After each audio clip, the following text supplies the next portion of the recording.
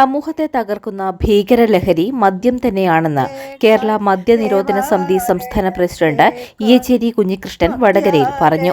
വടകര താലൂക്ക് മദ്യനിരോധന സമിതി കൺവെൻഷൻ ഉദ്ഘാടനം ചെയ്ത് സംസാരിക്കുകയായിരുന്നു അദ്ദേഹം. ചെറുപ്പക്കാരോട് ഞാൻ അങ്ങനെ പറയുന്നില്ല. എന്റെ പ്രായമുള്ളവർക്കൊക്കെ യാതൊരു ദാരിദ്ര്യവുമില്ല. സാമ്പത്തികമായ ആർത്തി ഒഴിവാക്കണം, കുടുംബപരമായ ആർത്തി അല്പം മാറ്റിവെക്കണം. മുസ്ലിങ്ങളോട് ഞാൻ പറയാറുണ്ട്, ഇത് ദീനിന്റെ രക്ഷയ്ക്ക് വേണ്ടിയുള്ള ജിഹാദാണ്. ദീൻ എന്താണ്, ജിഹാദ് എന്താണെന്ന് അറിയുന്നവർക്ക് അത് മനസ്സിലാവും. യാതൊരു സംശയവും വേണ്ട. മുസ്ലിങ്ങളോട് ഞാൻ പറയട്ടെ, ഇത് ദൈവത്തിനുള്ള, അള്ളാഹുവിനുള്ള ഒരു ഇബാദത്താണ്.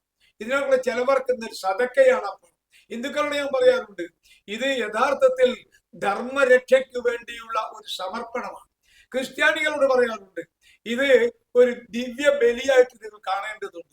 കാരണം ഇതല്ലാത്ത മറ്റ് ഏത് തിന്മകൾക്കെതിരെ നിങ്ങൾ എന്ത് ചെയ്താലും സമൂഹം രക്ഷപ്പെടാൻ പോകുന്നില്ല. ഒരുപാട് പ്രസ്ഥാനങ്ങളിലെ മദ്യത്തിനും മറ്റ് ലഹരികൾക്കുമെതിരെ പ്രതികരിക്കാത്ത ഒരു പ്രസ്ഥാനത്തിനും, രാഷ്ട്രീയമാകട്ടെ മതമാകട്ടെ, ധാർമ്മികത അവകാശപ്പെടാനാവില്ല. എല്ലാ ധർമ്മത്തെയും തകർക്കുകയാണ് മദ്യം. ചടങ്ങിൽ ഖാലിദ് മൂസനദി അധ്യക്ഷത വഹിച്ചു. Ranjith PS, Iyancheri Padmini, TH Sathi, TP Chandran, VPM Jamal, Yunus Vadakara എന്നിവർ സംസാരിച്ചു.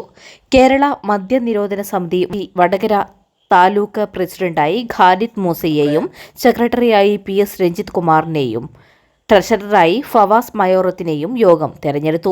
സെപ്റ്റംബർ 1 മലപ്പുറത്ത് നടക്കുന്ന കേരള മദ്യനിരോധന സമിതി 47ാം വാർഷിക സമ്മേളനം വിജയിപ്പിക്കാൻ യോഗത്തിൽ തീരുമാനമായി.